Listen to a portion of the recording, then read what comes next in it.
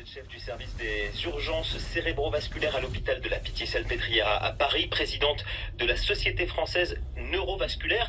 D'abord, et c'est sans doute une première idée reçue sur l'âge des victimes d'AVC, en moyenne c'est 73 ans. Est-ce que ça veut dire que ça ne concerne que les personnes les plus âgées? Alors non, pas du tout. Tout le monde est concerné par l'AVC. Il faut savoir que 25%, donc un AVC sur 4, survient avant 65 ans. Et 1 sur 10 avant 50 ans. Ah oui. Alors pour pas donner trop de chiffres, mais ça représente à peu près en France environ 15 000 personnes de moins de 50 ans qui vont être touchées par l'accident vasculaire cérébral. Donc c'est un risque qui existe. Et ça touche même, parfois, c'est exceptionnel, mais ça arrive, ça peut même toucher l'enfant. Est-ce que les femmes et les hommes sont touchés de la même manière? Alors les femmes payent un tribut beaucoup plus lourd à l'accident vasculaire cérébral. Elles sont protégées pendant une partie de leur vie par leurs hormones, mais après 50 ans, elles vont être plus exposées au risque d'AVC. Et c'est même la première cause de mortalité chez les femmes, l'accident vasculaire cérébral, devant le cancer du sein. Alors le plus important, on le répète souvent pour plein d'autres types d'événements qui peuvent nous arriver, c'est pas valable que pour l'AVC, donc c'est d'agir vite. Si je pense qu'un proche a potentiellement un AVC, c'est quoi les signes qui ne trompent pas? Alors c'est extrêmement important en effet d'agir vite, c'est vrai pour plein d'urgences, mais c'est, on va dire, encore plus vrai pour le cerveau qui ne supporte pas finalement d'avoir une souffrance parce qu'il risque de se détruire si on laisse passer les minutes et les heures. Donc les symptômes d'alerte, c'est la survenue soudaine, alors soudaine, brutale, ça veut dire en quelques secondes, quelques minutes, parfois quelques heures. C'est pas quelque chose qui traîne sur plusieurs semaines, c'est vraiment la survenue soudaine d'une l'asymétrie faciale, c'est-à-dire que brutalement le visage se déforme. D'accord, ouais. Premier signe.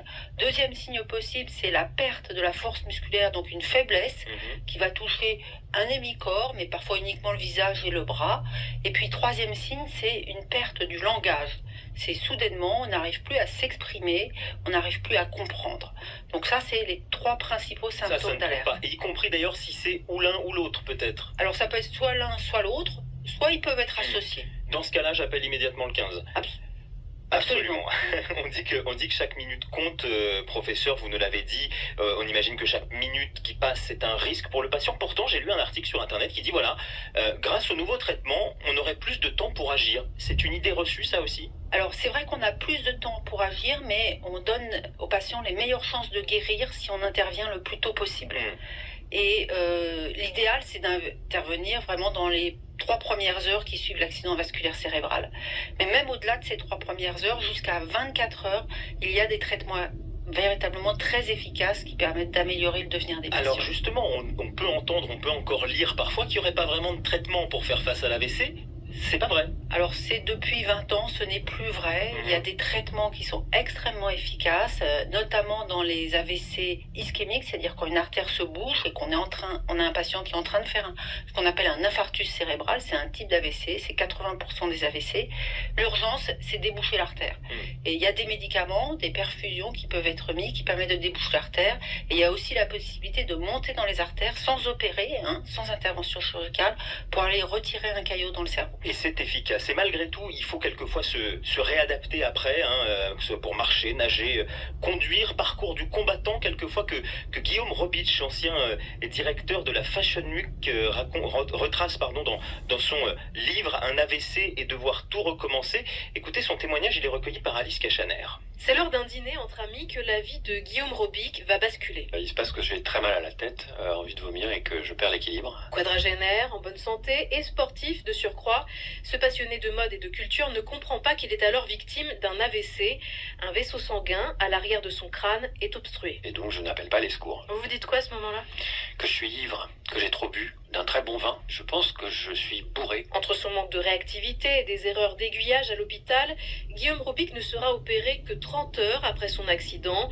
Une prise en charge tardive qui entraîne de graves séquelles. Mon AVC, il a eu comme conséquence de me faire mourir une très grande partie du cervelet qui est notre centre de l'équilibre. Donc quand je suis sorti de l'AVC et de la méningite, je ne tenais pratiquement plus debout. Et il a fallu comme un bébé que je réapprenne les choses essentielles de la vie. Après 6 mois d'hospitalisation, commence alors un long chemin de rééducation. On fait faire du tir à l'arc pour recoordonner l'œil avec les mouvements de la main, du bras et des doigts. J'ai réappris progressivement à nager. J'ai repassé mon permis de conduire. On réapprend toutes les choses essentielles de la vie. Aujourd'hui, l'ancien directeur de la Fashion Week a recouvré la plupart de ses facultés. Reste cette large cicatrice en bas de la nuque, l'une des rares traces que garde aujourd'hui Guillaume Robic de son AVC. Donc, professeur Sonia Alamovic, ce qu'on retient, c'est que, et c'est sans doute aussi une autre idée reçue, on n'a pas forcément de séquelles. On peut en tout cas essayer de lutter contre les séquelles d'un AVC. Alors on peut lutter contre les séquelles d'un AVC, le cerveau est capable de se réorganiser et finalement quand il y a une partie du cerveau qui est détruite, d'autres zones vont prendre les relais. Elles vont pas le prendre tout seul, il va falloir l'entraîner. Et l'entraîner, c'est avec de la rééducation, c'est avec des kinésithérapeutes, pour le langage, c'est avec de l'orthophonie et on va être en capacité finalement de réorganiser son cerveau avec un certain nombre d'exercices. Même si ça prend du temps, on l'imagine. Voilà, et de lui réapprendre. Et on est sur des temps longs, hein. On est sur des temps qui sont souvent de plusieurs mois durant lesquels le patient peut s'améliorer. C'est parfois une inquiétude des familles, le risque de refaire un AVC quand on en a déjà fait un. Est-ce qu'on a des chances ou des risques plutôt d'ailleurs d'en refaire un quand on en a fait un? Ah oui, le risque de récidive existe parce qu'en général il y a une cause à l'AVC. Si on en a déjà fait un, on peut en refaire un. Mais ce risque, bien évidemment, on est capable de le maîtriser avec un traitement. Il y a des traitements très efficaces qui permettent de diminuer drastiquement le nombre de récidives, plus les maîtrises des facteurs de risque et l'hygiène de vie. J'allais vous dire, grâce à la prévention aussi, sans doute, on peut soi-même faire baisser le risque globalement d'avoir un AVC grâce à notre mode de vie. Alors le mode de vie, l'hygiène de vie, on peut arriver à faire baisser son risque d'environ 80%, donc c'est extrêmement important. Ah oui, c'est énorme, ouais. Alors ça c'est vrai pour les gens qui ont fait un AVC, mais c'est vrai pour tout le monde, pour vous, pour moi, avec une hygiène de vie. 80%. Voilà, l'hypertension artérielle qui doit être dépistée, traitée, le tabac à proscrire, le sucre, le niveau de cholestérol, l'activité physique, tous ces éléments-là, nous en avons le contrôle et on peut donc diminuer son risque d'AVC. Oui, quasiment, enfin, le risque existe toujours, mais Bien effectivement, moins de 80%, c'est quand même considérable et ça rend optimiste. Merci à vous, professeur Sonia Alamovic, vous êtes chef du service des urgences cérébrales.